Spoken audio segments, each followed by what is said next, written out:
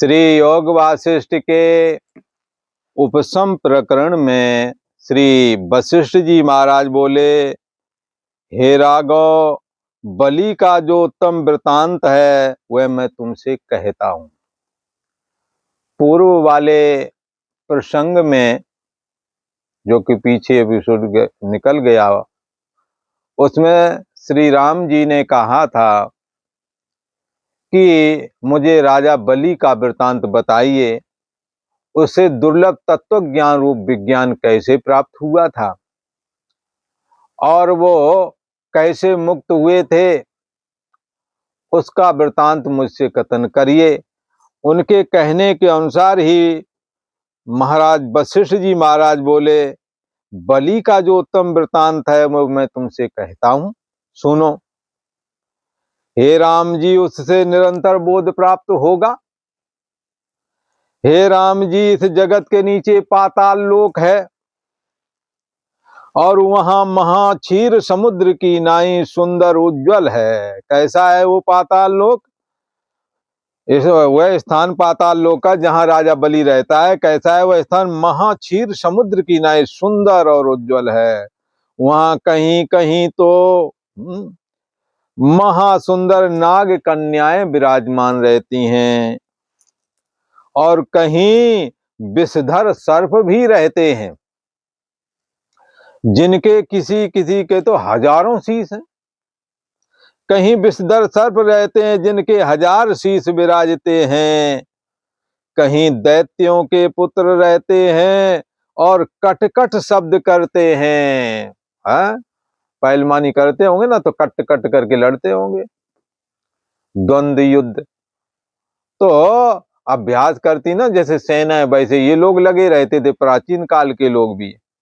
तो कहते हैं कहीं दैत्यों के पुत्र रहते हैं और कट शब्द करते हैं, और कहीं सुंदर सुख के स्थान हैं, कहीं जीवों के परंपरा समूह नरकों में जलते हैं। पाताल, ये संयमीपुरी जो यमराज की नगरी भी पाताल लोक में ही है, सुनते हैं। और ये राम जी, कहीं दुर्गंध के स्थान हैं, वहां 7 पाताल हैं, उन सब में जीव स्थित हैं। कहीं रत्नों से खचित स्थान हैं, तो हे राम जी कहीं कपिल देव जी विराजमान है, सिद्धों के गुरु कपिल जी, जिन्होंने सांख्य शास्त्र की रचना की है। कैसे हैं ये कपिल देव जी?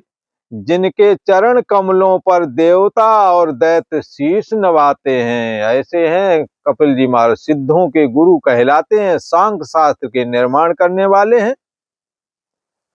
दैत्य लोग उनके चरणों पर हमेशा शीश धरते हैं, और ये ऐसे कपिल मुनि भी वहीं विराजमान रहते हैं। कहीं सुगंधित बाग लगे हैं, ऐसी 2 भुजाओं से पाली हुई पृथ्वी में दानवों में श्रेष्ठ विरोचन का पुत्र राजा बलि रहता है, जिसने संपूर्ण देवताओं और विद्याधरों और किन्नरों को क्रीड़ा करके, लीला मात्र करके ही जीत लिया है। इतना तो बलवान है राजा बलि। और त्रिलोकी जो है उसने अपने बस में की है। सब देवताओं का राजा इंद्र उसके चरण सेवन की वांछा करता है। बलवान सूरवीर इतना कि सभी देवताओं के इंद्र भी उससे नतमस्तक रहते हैं। कहते हैं कि त्रिलोकी में जो जाति जाति के रत्न हैं राम जी, वे सब उस राजा बलि के यहाँ सब विद्यमान हैं। सारे के सारे रत्न उसी के पास हैं। सब शरीरों की रक्षा करने और भावना के धर्मों को धरने हारे। देखो कितना बढ़िया भगवान के लिए कहा गया है। सब शरीरों की रक्षा करने वाले, हमारा तुम्हारा सबके अंदर अहम अस्मि जो निकल रही है, ये अहम अस्मि जिससे फुर रही है, उसी का नाम है आत्मा, उसी का नाम विष्णु है, उसी का विष्णु परम पद भी उसी को कहते हैं। तो सबको धारण करने वाला कौन है? ये विष्णु परम पदम। अंतर्यामी आत्मा के रूप में विद्यमान जो भगवान विष्णु है, यही सभी शरीरों को धारण करने हारे हैं, सब शरीरों को रक्षा करते हैं और भावना के धर्मों को धरने वाले, भावना के अनुसार का देश काल वस्तु के अनुसार अवतार धारण करते हैं। कभी नरसिंह बन जाते हैं तो कभी शूकर रूप धारण करते हैं। जैसी जिसकी भावना भगवान में वैसे ही दर्शन हो जाते हैं। उसी को कहते हैं भावना के धर्मों को धरने हाले हे राम जी भगवान विष्णु देव उनके द्वारपाल हैं। किसके? महाराजा बलि के, जो कि हिरण्यकश्यप का पुत्र प्रहलाद हुआ, प्रहलाद का विरोचन, विरोचन के पुत्र राजा बलि हुए। और कैसा है ये राजा बलि? इसके पास एक हाथी है जिसका नाम है ऐरावत। ऐरावत हाथी जिसके गंड स्थल से मद झरता है, उसकी वाणी सुनकर ऐसा भयवान होता है। ये इंद्र का हाथी है ऐरावत। और जब राजा बलि चिंगाड़ करके युद्ध के लिए निकलते हैं और दहाड़ मारते हैं तो ऐरावत हाथी भी मारे भय के पीछे भाग जाता है। ऐसा राजा बलि बलवान है और बड़ा प्रबल प्रतापी है।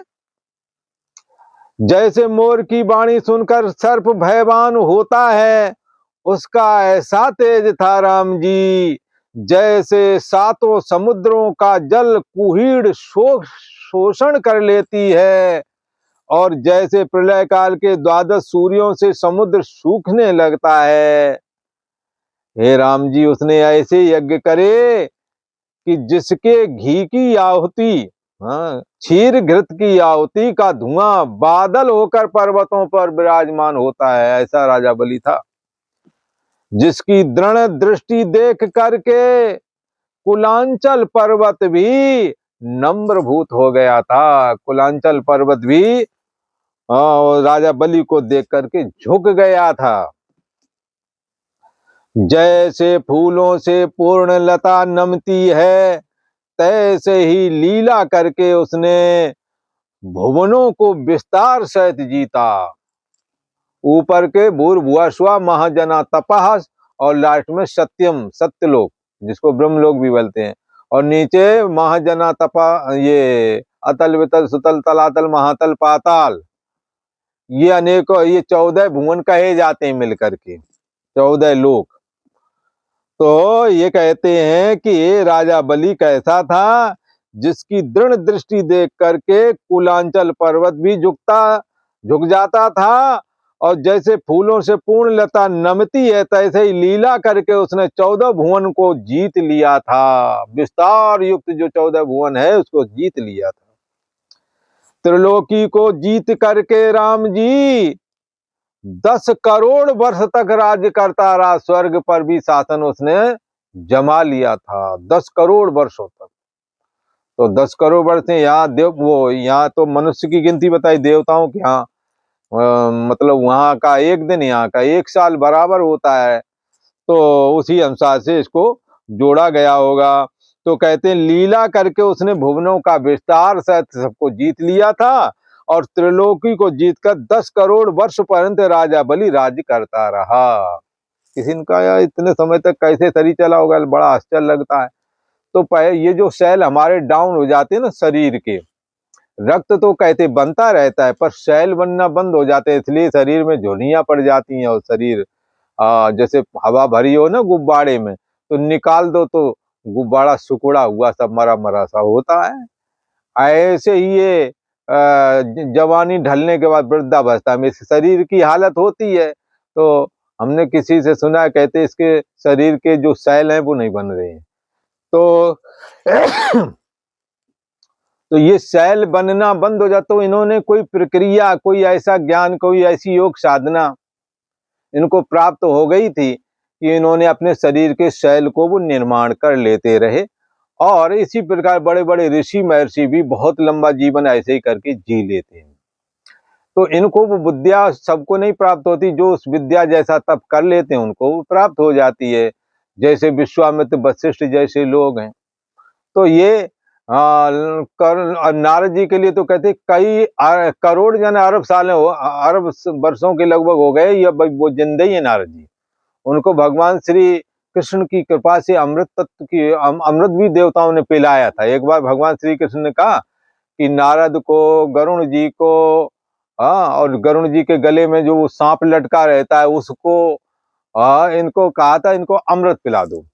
भगवान की आज्ञा का कोई उल्लंघन कर नहीं सकता, इसलिए इनको अमृत पिलाया गया था। उसमें नारद जी को भी अमृत पिलाया। उन्होंने कहा नारद जी हमारे परम भक्त हैं और इनको लोक हित के कार्य में ही हमेशा लगे रहना है, अभी तक लगे ही रहे। इनको जो है अमृत का पान करा दो ताकि ये अनवरत अपने कार्य को संचालन कर सकें। अमृत तत्व एक ऐसा घोल है जो हमारे शरीर के शैलों को कमजोर नहीं पड़ने देता। 16 वर्ष की अवस्था हमेशा बनी रहती है देवताओं की।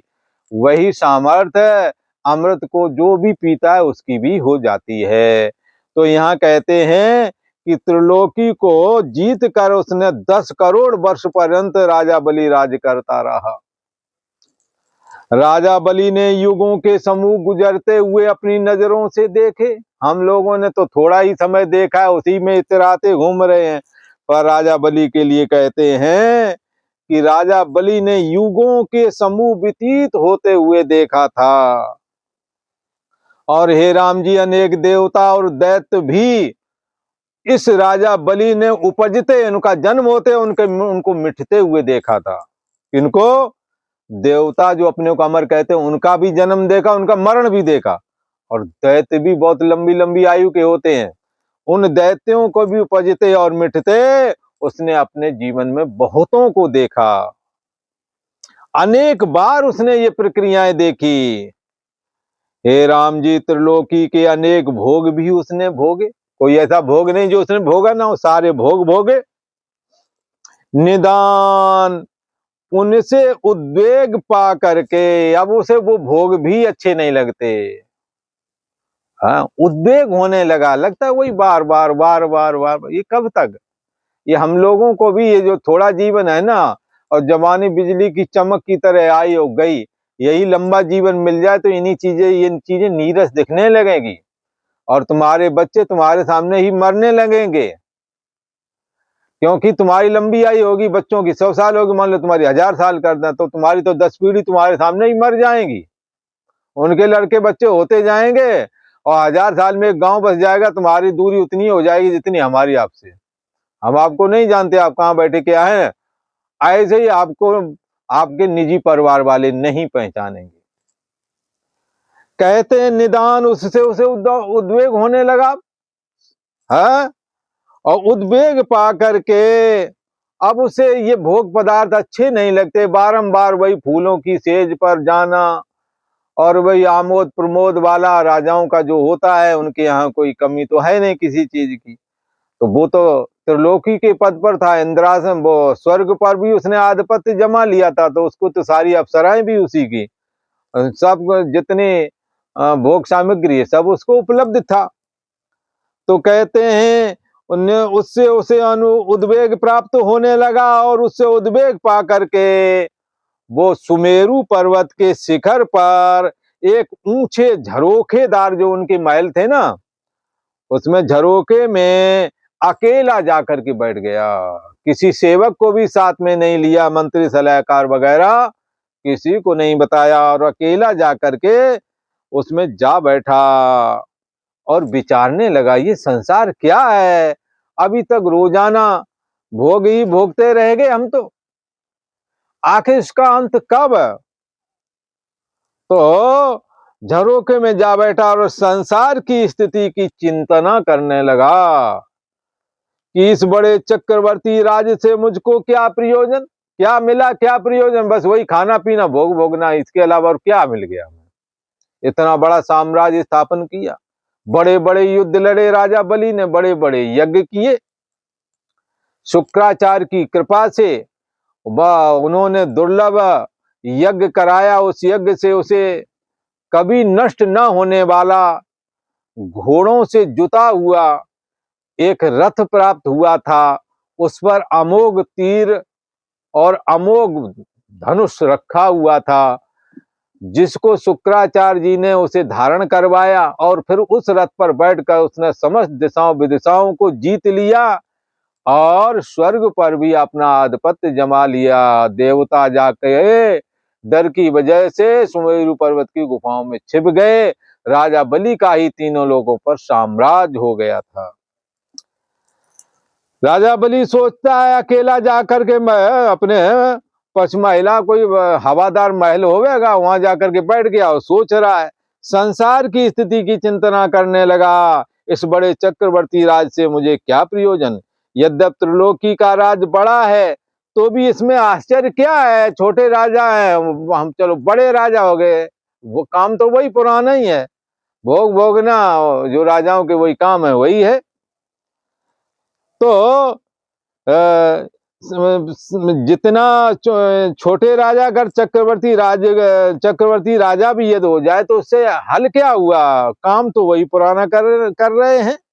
यद्यप त्रिलोकी का राज बड़ा है तो भी इसमें हमें कोई आश्चर्य लगता नहीं है। इससे मैं चिरकाल भोगता ही रहा और तो कुछ हमने किया नहीं, परंतु मुझे शांति तो प्राप्त नहीं हुई। आज इतना ही।